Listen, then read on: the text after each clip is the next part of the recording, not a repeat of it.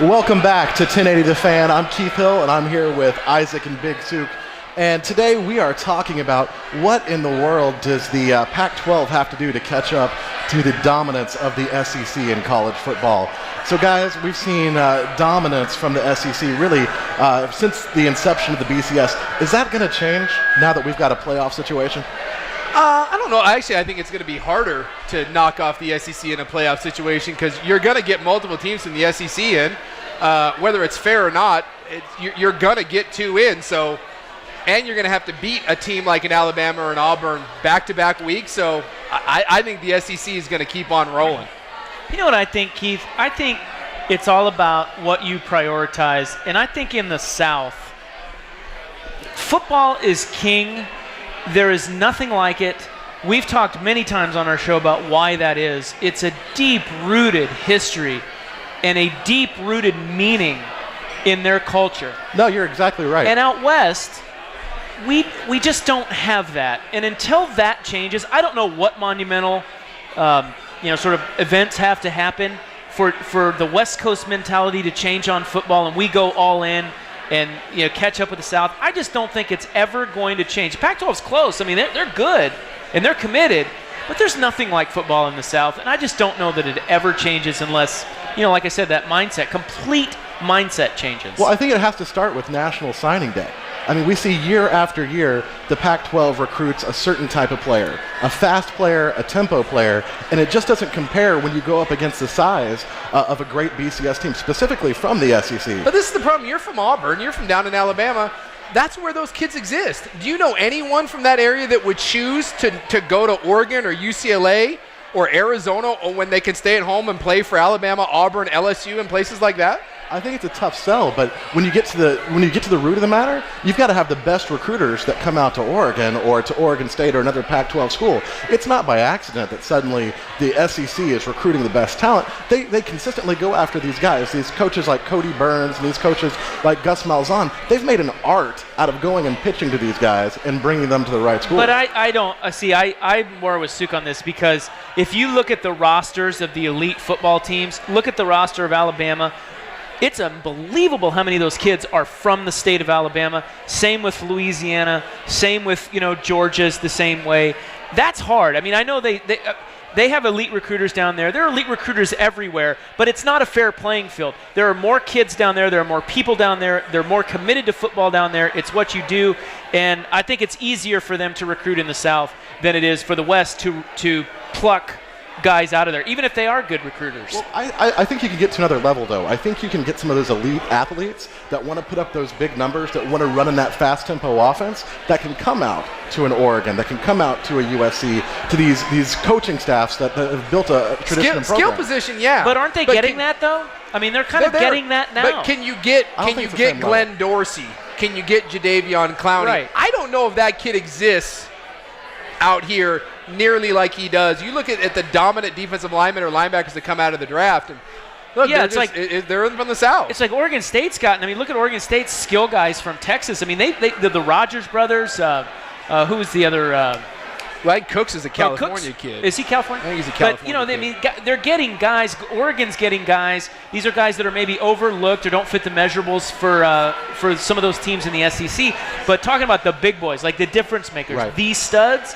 Why would they come to Oregon when they're from Louisiana and LSU's been in their back pocket since they were in 7th grade? Well, I think to me the biggest sell is playing time. Right now, if you join in Alabama, you're going to sit for 2 years. Yeah. So if you come out to Oregon, you can start on Saturdays. If you come out to Oregon State, you can start right out of the gate, and that leads to more exposure and a better draft. But I'm further away from home. I'm away from my family. Mom can't see me. It's not the SEC where there's 100,000 people. Well, 80,000, 90,000 people at LSU. That's an environment I grew up idolizing. I see it in the paper every day when I'm a kid, and it's just everything. Why would I can wait. Well, millions of dollars in the draft and more exposure might change that attitude. Also, the chance to I don't want to say an easier path, but maybe a better scheduling path to get to a BCS game could make a huge impact on one of those kids. Yeah, I just think it's a tough sell. I mean, I understand where you're coming from, and you're down from that area, but I'm kind of with Rob on this one. That's just a real tough I don't think argument. it ever changes. Well, you know what, you guys, you've heard what we've had to say. Go ahead and text me on the Coors Light text line at 55305, and we'll come right back and talk a little more about college football for 2014-15.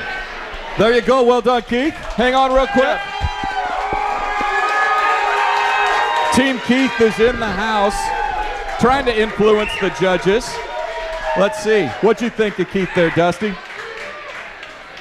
It's a good conversation to have. I thought that we have one of our grading criteria is meaningful participation in the segment. I thought you participated really well, but there were a couple times where questions were kind of posed right at you and you kind of shrugged them off and went the other way with them and kind of kept driving home kind of what you had planned out in your mind on how it was going to go down. Even when I have it jotted down, Suk asked you the question about kids leaving the home state, and you kind of went away from it, and then they brought it right back around and tried to get it in that direction. But with that said, I thought that everything else, you were the most engaged in the conversation from anyone else. Your formatics were great coming in. You were the most confident coming in and leaving. Where you had the text line and your tag out and you wrapped it up very quickly and concisely. The topic of college football and bringing up the SEC, it will always be a hit here. So nice job again. Thank you. Ryan Cooley, what'd you think of Keith's performance? Hey, Keith. I thought as the opposing coach, Isaac set you up a couple times to really just attack him. Because, you know, you were saying how great the SEC was recruiting outside of the state, and then he hit you. He's like, I don't agree with that, and I was waiting for you to just pounce all over him. I know that you were excited about the SEC. You've brought this up before in the competition, so it was right in your lane, and I was hoping you'd maybe jump in there. Having said that, like we said to the other contestants, this is your first time doing this. It's not easy. I thought you were very conversational. It's just down the road. You got to be able to jump on your co-host and get into that engaged dialogue. So, but all in all, I thought you did a great job, man. Thank you. Suk?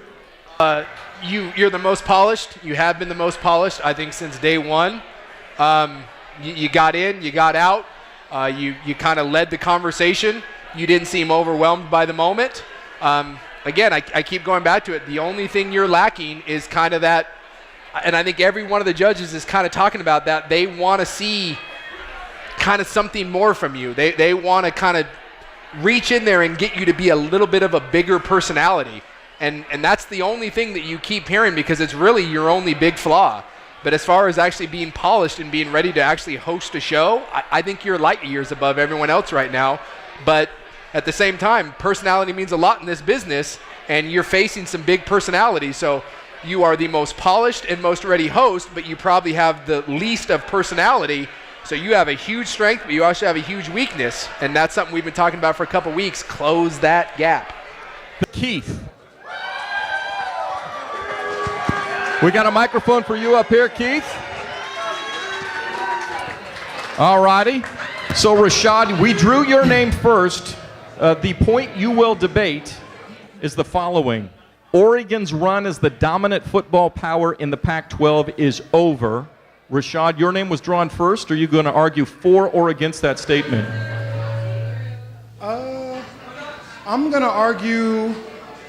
I'm going to go argue for the Ducks, I guess. So on this one. you're going to argue. No. Can I change that? Can I argue against the Ducks? You're going to argue Yeah, I that think I'm their gonna do that. run is over. Yeah. Okay. You are arguing in favor of the Oregon's run as the dominant football power in the Pac-12 is over. Keith, you will argue against that statement. This is 5 minutes. 5 minutes. Rashad, since you won, you will begin. You guys have 5 minutes. All right, so living here in the town, obviously the Ducks are the biggest game in town as far as football is concerned. Over the past couple of years, though, man, the Ducks haven't played in the Pac-12 championship. They've actually lost out to UCLA and I believe, I'm sorry, what was the other team they lost out to? Either way, they lost twice in the Pac-12 Arizona championship. State. Arizona State, thank you very much. And the 2 times they've lost, they didn't just lose, they got kind of beat. It was like SmackDown Hotel. So I'm looking at that, and I'm looking at the fact that teams like Stanford are just bigger. And, you know, a lot of times, man, this beat everybody with speed stuff, man, it doesn't necessarily work. When you get into the trenches, especially when you're getting deep in the games and you can't move the ball like that, man, you've got to be able to push the defensive line back. And the fact is, man, when you're small up front, It's hard to do that. And now there's a possibility, it might not happen, but there's a possibility of maybe not having this such fast-paced offense and everything. So I think that's one of the reasons that the Ducks, it might be done money for them. Now, come on, Rashad. Let's be real for just a minute. We are still talking about the Oregon Ducks, who have been the most dominant force in the Pac-12 for almost, the better part of a decade. We're talking about a team that created an offense that was so creative, that was so fast. You got coaches in other leagues who are saying, let's make some rules so they can't go so fast. And let me ask you this. All things considered, do you not believe that when Stanford's on the schedule this next year, there's going to be a bunch of angry Ducks ready to go in and kick their butts right out of the stadium? Absolutely. It's going to be a blowout. The Ducks are going to beat Stanford this year. They're probably going to go to another BCS bowl game. They've got another recruiting class, and I'm telling you, they are the class of the Pac-12, and there is nobody who can catch them. See, that's where I kind of got to disagree. So while they have been really good for the past couple of 10 years, dominant is a wrong word. Who has been dominant over the past like 10 years or so? USC. They've been the class of the Pac-12 up until from about, let's say, 2002, 2003 and stuff like that. I believe they had about 3 national championships in there. They had a couple Heisman winners in there. We've yet to have a Heisman winner over there. The Ducks, while they've been good over the past few years, it still hasn't equated to a national championship. That's the one thing that the Ducks have not been able to deliver to the city of Eugene is a national championship. And until they do that, unfortunately, you can't be the giant of the Pac-12. Now, you can win a lot of games, but you've got to win the big one. And the Ducks have been there, but they haven't won the big one. I appreciate where you're coming from, but I hope your memory isn't that short. 2010. BCS National Championship. Auburn, Oregon, probably the greatest BCS title game in the history of the BCS. And do you remember the score of that game? It was a field goals difference. Did the they Ducks got win? there. They got to the dance. Did they win? And then as far as USC being dominant, they got to one national title too. And you know what happened? They got stripped, and the Heisman Trophy was repossessed. We all saw so it if you happen. want to make that the class of the conference, I think We you all got saw, issues. although it was stripped, that was for one player's parents getting money and stuff like that. Of course, that one championship was stripped, but that still doesn't take away the dominance. We all saw it, whether it was stripped or not. We all saw it. We all saw Reggie Bush dominate. We all saw Matt dominate for 2 seasons. Man, USC they've actually won. They can look at my rings. That's the one thing the Ducks have not been able to do yet. And until they do yet, they're still Here's still the number final, 2. here's the final point. The last time I checked, USC just fired its whole staff for lack of performance. Absolutely. Last I checked, the Ducks got a coach promoted to the NFL and continue to win games. At the end of the day, you must win games. Absolutely. You have to. Winning games is indeed the very most important thing. But the fact is, did the Ducks go to a BCS championship this past year with this brand new coach? They did not. Did they go to a BCS game? They did not. So until they actually get to that point to where they can get there, not just consistently, not just for 4 years in a row, but consistently, the last time, other than the Chip Kelly run, the last time the Ducks were in a BCS game was like 2002, like 2001, the Fiesta Bowl. I think that was the last time that they were in a big game that actually meant something that wasn't the national championship or a Rose Bowl. Again, short-term memory, and that's okay. 2011 Rose Bowl championship for the Ducks. Yes, sir. So Chip Kelly had a great time. We've had 1 year with Mark Helfrich. 1 year. You give that man the time to get his players and his system in place, and you are looking at the best team in the Pac-12. I just think that at a point, the Ducks, they were flying high. They were doing this offense that very many colleges weren't doing. A lot of teams weren't doing this. Now, most teams are doing this. You look at Arizona's offense; they have a really fast-paced offense. You look at some stuff that they're trying to do in Cal. They're trying to speed things up a little bit. All of a sudden, just this fast-paced Oregon offense. It's no longer just an Oregon offense. It's spread all throughout the country. And at a point, man, these fast players and stuff, they're going to start going back to USC. They're going to start going back to Cal. They're going to start going back to all these teams around. And the again, Pac-12. you can either be the innovator or you can be the imitator. Give me the Ducks. Well done, fellas. Rashad and Keith, hang out up here for just a second. Lots for our judges to consider in this. Let's start with Ryan Cooley. First of all, you have a big decision. You guys award 5 points, actually who won the debate. So who do you think won the debate? Well, it's tough. I mean, this is the first time we've pit you guys against each other, and it was really fun to watch. You go through this whole competition, and here you guys are arguing it out. At first, Rashad, I felt that you picked a very you picked a tough topic. You went with the Ducks run is over, and I felt that, I thought you were doing a great job until you went down that USC route, and it really was, I felt you let Keith have a moment to attack you, and he did. And I feel like this round, I think that opening the door for him like that allowed Keith to win the argument. All right. And let's hear it, Dusty, as far as their ability to keep the conversation, keep the debate going, entertaining from a radio listener standpoint. You guys definitely did that. I thought both of you, this was a tough one because you guys are the two nice guys, right? You guys, we got the nonprofit and the pastor going up against each other, and you guys are so nice that it's like, what the hell, man? Where do we go from here? But both of you got aggressive, and for the first time, I think that we saw a little fire out of you, Keith, which is what people have been waiting to see. And Rashad, we saw it right back from you. But when it's all said and done, I think Keith made his case a little bit better. You kind of lost me with USC, and then you could have buried him right back when he said that the Ducks were going to be fired up to beat Stanford because they should have been this year, right? And because they lost to him 2 years in a row. There was flaws in both cases, but I thought that both of you guys showed something that I've been waiting to see out of both of you, and I thought you guys both did a good job. Let's hear from Isaac. How'd you think it was handled? Well, Keith won the debate. There's no doubt about that. Rashad, you were loose with the facts. A lot of the things you said weren't right, and there's a credibility thing there. I know what you were meaning to say, but you don't have to know everything. But if you're going to be in a debate about something, you got to if you are going to spit out facts, you got to get them right.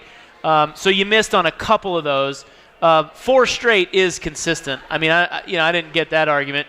And I thought Keith was much more passionate. Actually, you guys were both passionate. I'll give you both points for passionate. But Rashad, we knew you were passionate. We needed to see that out of Keith, and we did.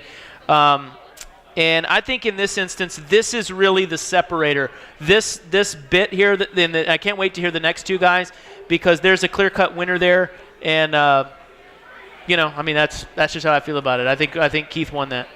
But for right now, Keith, the last 4 minutes are yours. Thank you. You know what, guys? This is my favorite time of year by far. You know why? It's time for March Madness. Now, to me, what that means is it's time to break out the fake pie charts for the screensaver. It's time to schedule those long business lunches. But more importantly for all of us, it's time to make a real action plan on how we're going to get to watch as much tournament action as possible. So if you're like me, you work an 8 to 5. So by the time you get home, you've been tweeted, texted, Facebooked, Instagram, smoke signaled, every highlight and every score for the whole day. And then you get home and you spend some quality time for the family, you have a little dinner, and then when you finally sit down to watch some tourney action, you find out the remote's been commandeered by your kids, and the only betting you're doing tonight is the over-under on which Disney actress is going to be twerking in the new Little John video. So, there are some things that we can do to make sure that you get as much time as possible to watch these games, and it's a dual threat. So let's start with the first. There's work. So, you cannot call in sick during the first 2 days of March Madness. If you call in with a stomach ache or a cough, your boss will remember that and give you a hard time every time you need time off for the rest of the year. So we've got to get a little more creative. How about on Thursday morning, we have a neighbor call and say, pipes just broke in the house and your basement is flooding. That's going to buy you all day Thursday to get the water out and all day Friday to clean up. Now, guys, don't use this. Now, if you actually have to call in sick, it can't be you who's sick. The only excuse that's going to work is if your kids are sick and you have to watch them, or your spouse is sick and now you have to take care of your spouse and the kids. And bosses, just a quick note to you. Barack Obama is facing the beginning of a new Cold War and possibly the beginning of World War III, and he still has time to fill out a bracket and get on ESPN so you can give some reins over to your employees to have a little time for the games. Now, There's the second part of the dual threat. How do you get control of that remote control when you get home? Well, it's easy. Why do our wives and spouses watch the Winter Olympics when the rest of us are not paying attention? It's really simple. They love the backstory. They love to hear about the Deutschland loser who almost had an amputated arm and is going for the gold medal. Your version of this? How about Wichita State? You got 5 guys coming back from a Final Four appearance as seniors playing together for the last time. You introduce your spouse to that, suddenly you've got an interested spouse, and you get 4 days of watching that tournament uninterrupted.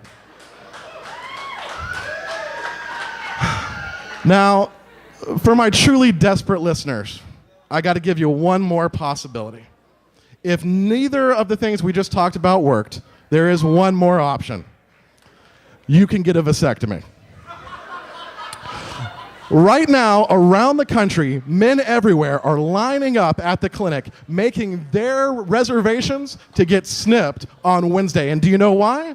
Because there's an average 4-day recovery. So you get to watch the games all day Thursday, all day Friday, and you're out of work, and then your spouse is loving you and waiting on you hand and foot for those first 4 days of the tournament. You go from 64 to 16. And let me tell you guys, if you have to take a frozen peas to your package or a little slice to the scrot for 4 days of basketball bliss, it is absolutely worth it. Hey, but you know what I want? You guys text me on the Coors Light text line 55305 and tell me how you're going to get out of work for the next 4 days. There he is, Keith Hall.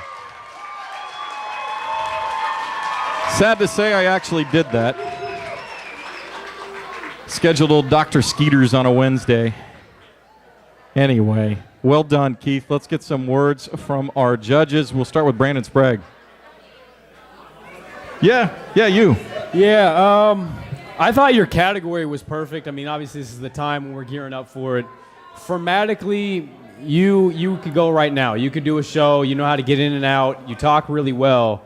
But for that category, I would like a more personable approach. High school, college, middle school, whatever it was. Give me a story of maybe how you skipped out on something. People really identify with having a similar issue. You gave good reasons of how to get out of work and filling out a bracket no matter what, but make it more personable to me. I want to be able to hear you talk about this and say, God, I did the same thing Keith did when he was a sophomore in high school. Make it a little more personable.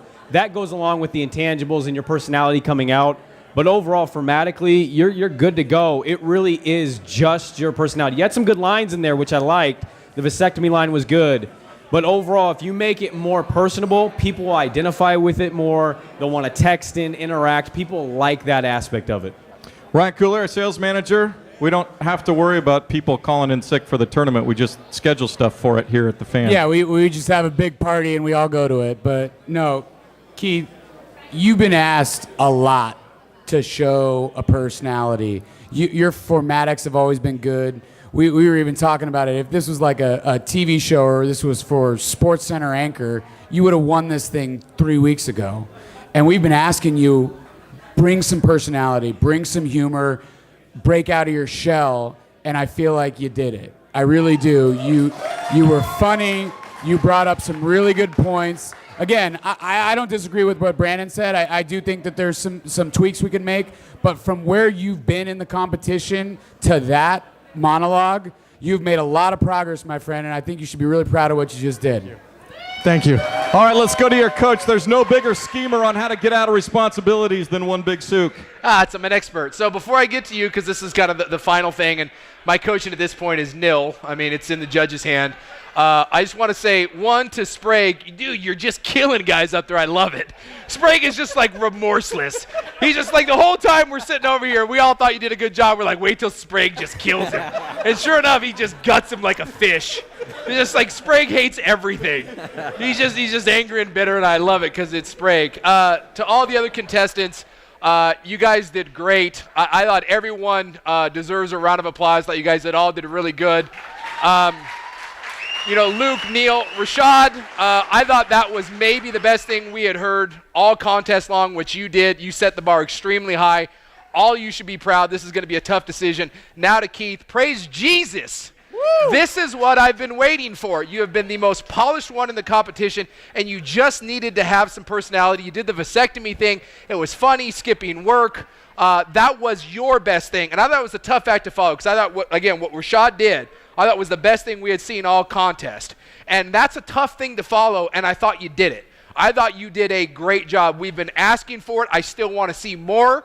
I think if you do that, you will win this thing, and that was a step in the right direction. The only criticism I have of you is you started here, and you stayed there the whole time, whereas other people have gotten better. That's the first big step I've seen you take all contest long. I hope you move on because I think you have a ton of potential, and feel good about that one. Each and every one of you, you did yourselves proud. Keith, way to end it. Well done, Keith. Thank you. Talk about the last 2 months real quickly here. You know, what do you take away from this after going through this process? Well, I got to tell you, again, this goes back to everybody's childhood dream, right? Everybody who calls in to the station, everybody who texts in, they have a dream of doing a segment, of being here with these guys. And so, Team Keith, I love you. Thank you for helping me live that dream. And 1080, you guys are amazing. And anybody who thinks this is easy, it is not. It's probably the hardest thing I've ever done.